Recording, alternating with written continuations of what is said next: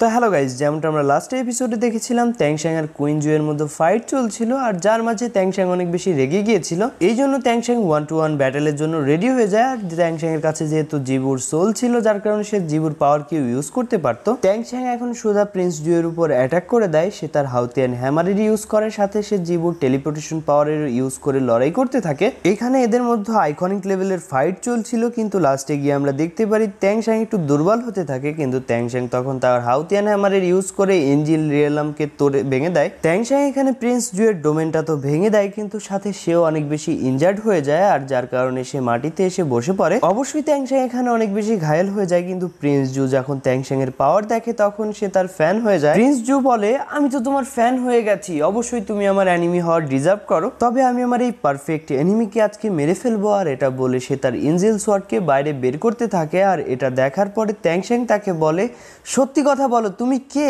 এই কথা শোনার পর প্রিন্স জু এখানে থেমে যায় আর ত্যাংশাং তাকে বলে, তুমি একটা সত্যি কথা বলো, তুমি আসলে কে? ত্যাংশাং এর এই কথা শোনার পর আমাদের সাথে সাথে ওইখানে যারা ছিল তারাও সবাই অনেক বেশি অবাক হয়ে যায়। তবে আমরা এখানে দেখতে পারি প্রিন্স জু এই কথা শুনে একদমই শক হয় না, সে মুচকি একটা হাসি দিয়ে তার আসল রূপে চলে আসে। আর আমরা দেখতে পারি এটা একটা মেয়ে। এইখানে আমরা জানতে পারি এই মেয়েটির নাম হলো কুইন রেনজিউ। আর এই মেয়েটা আর কেউ না, এটি হলো মার্শাল সোল হলের যে মাস্টার রয়েছে মানে বিবিদং তার মেয়ে। এই কথা শোনার পর তো ভাই আমার অবস্থা। এখানে আমরা এটা জানতে পারি মেয়েটি এখানে থাকার কারণ হলো সে এম্পারার হইতে চাইতো, যার কারণে সে এম্পারারের ছেলের রূপ ধরেছিল। এখানে আমরা আরো দেখতে পারি সে ত্যাংশাং এর উপর অ্যাটাক করতে যায়, কিন্তু তখনই আমরা দেখতে পাই ত্যাংশাং এর মধ্য থেকে জিবুর সোলটি বাইরে বেরিয়ে আসে আর সেই অ্যাটাককে ক্যান্সেল করে দেয়। আমরা সবাই জানি জিবু হচ্ছে 10 মিলিয়ন ইয়ার্স পুরনো একটি বিস্ট, যার কারণে ত্যাংশাং এর সাথে সাথে জিবুর কাছে অনেক বেশি পাওয়ার রয়েছে। এখন জিবু কুইন রেঞ্জুর সাথে ফাইট করতে থাকে। অবশ্যই জিবুর পাওয়ারটা এখানে বেশি, এখানে কুইন রেঞ্জু বেশিক্ষণ টিকতে পারে না। কুইন রেঞ্জু এখানে অনেক বেশি ঘায়েল হয়ে যায়, যার কারণে সে ততটা ভালোভাবে ফাইট করতে পারছিল না। আর অন্যদিকে আমরা পয়জন মাস্টার আর ওল্ডকুডকে দেখতে পাই, তারাও সবার মধ্যে অ্যাটাক করে দেয়। এখানকার পরিস্থিতি পুরোপুরিভাবে পাল্টে যেতে থাকে। তারপর আমরা দেখতে পারি গ্র্যান্ড মাস্টার আর্লং আর ডিন এরা সবাই সামনের দিকে এগিয়ে আসে। সাথে আমরা দেখতে পারি তারা তাদের একটি ফরমেশনকে ইউজ করে একটি গোল্ডেন ড্রাগনকে সামান করে আর তা দিয়ে অ্যাটাক করে দেয় মার্শাল সোল হলের এল্ডারদের উপর। মার্শাল সোল হলের এল্ডাররা যখন দেখতে পায় যে পরিস্থিতি একদমই বিপরীতভাবে চলে যাচ্ছে, তাদের বিপক্ষে চলে যাচ্ছে, তখন তারা কুইন রেনজিউকে নিয়ে ওইখান থেকে পালিয়ে যায়। ত্যাংশাং এর বাকি সবাই এম্পারারের কাছে দৌড় দেয়। এর পরের সিনে আমরা দেখতে পাই ত্যাংশাং এর বাকি সবাই এম্পারারের কাছে রয়েছে। এম্পারারকে 7টি বিষ দিয়ে মিক্স করে একটি বিষ খাওয়ানো হয়েছিল, যার কারণে এর অ্যান্টিডোট বানানো অনেক কঠিন। ওল্ডকুড এখানে একদমই হাল ছাড়ে না, সে পয়জন মাস্টারকে বলে, আমি হয়তো এর বিষটির অ্যান্টিডোট বানাতে পারবো, কিন্তু এর জন্য আমাকে 24 ঘন্টা সময় দিতে হবে, আর যার মধ্যে এম্পারারকে হিল করে যেতে হবে একজনকে। তখন পয়জন মাস্টার সামনের দিকে আসে আর ত্যাংশাং তাকে বলে, আপনি একে 24 ঘন্টা ধরে হিল করুন, যার কারণে সে অন্তত বেঁচে থাকবে এই 24 ঘন্টা। আর পয়জন মাস্টার সেটাই করতে থাকে। এরপর এখানে গ্র্যান্ড মাস্টার আসে আর সে বাকি সবাইকে বলে বাহিরের অবস্থা এখন আস্তে আস্তে ভালো হচ্ছে। মাস্টার এখানে আরো বলে যে কিছুক্ষণের মধ্যেই শেখ স্কুলের সব লোক আর সাথে কিউবাউ ট্রাইবের যত সব লোক আছে এল্ডার রয়েছে তারা সবাই এখানে আসতেই চলেছে।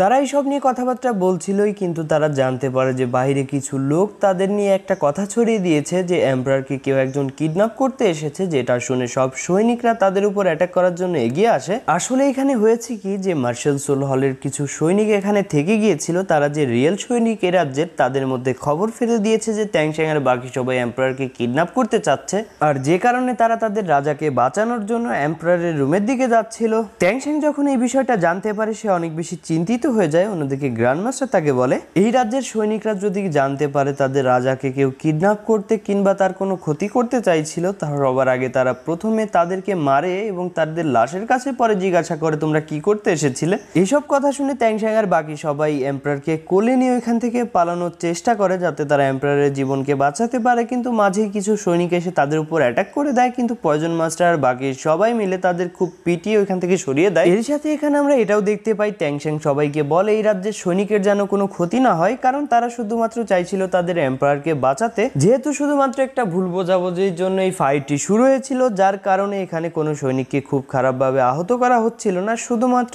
টোকা দিয়ে ছেড়ে দেওয়া হচ্ছিল মাথায়। শালা একটা জিনিস আমি বুঝলাম না, এত বড় একটা রাজ্য, কোনো সেনাপতি নাই, মন্ত্রী নাই যারা একটু সৈন্য করে বুঝাইবো আর তোরা মারিস না, তোরা থাম থাম। তাতে বোঝা গেল সিরিজের যে পরিচালক আছে সে চাইতো না যে কোনো সেনাপতি কোনো মন্ত্রী থাকুক, নাইলে পারে এই কাহিনীটা হইতো কেমনে। তো যাই হোক, অবশেষে ত্যাংশাং জোর দেখিয়ে সবগুলো দরজা দিল ভেঙে। তবে বাইরে এসে দেখে তারা তাদের চারিপাশ দিয়ে সৈনিকে ঘেরা। কি করিবে তারা পাইল না খুঁজে, চারিদিকে শুধু শক্তিশালী লোক তাদেরকে খুঁজে। এখন আমরা দেখতে পারি ত্যাংশাং আর বাকি সবাই এখানে খুব ভালোভাবেই ফেসে গিয়েছে, কারণ সব সৈনিক তাদেরকে ঘিরে নিয়েছিল আর ওল্ডকুট এখানে রাস্তা বানানোর চেষ্টা করছিল তাদের যাওয়ার জন্য। তবে যেহেতু ওল্ডকুট এখানে অনেক বেশি ক্লান্ত হয়ে গেছিল, যার কারণে সে ভালোভাবে ফাইট করতে পারছিল না আর তাদের উপর তীরের বর্ষা করে দেওয়া হয়। যেহেতু তীরগুলো মেশিন দিয়ে ছোড়া হচ্ছে, যার কারণে লাগাতার তীরগুলো এসে তাদের উপর অ্যাটাক করছে আর সবাই মিলে সেই তীরগুলোকে ঠেকানোর চেষ্টা করছে। এখানে আমরা দেখতে পারি সবার অনেক বেশি স্ট্রাগল করা লাগছিল, বিশেষ করে ওল্ডকুট যে সবসময় ত্যাংশাং এর আগে থেকে ত্যাংশাংকে প্রোটেক্ট করে যাচ্ছিল,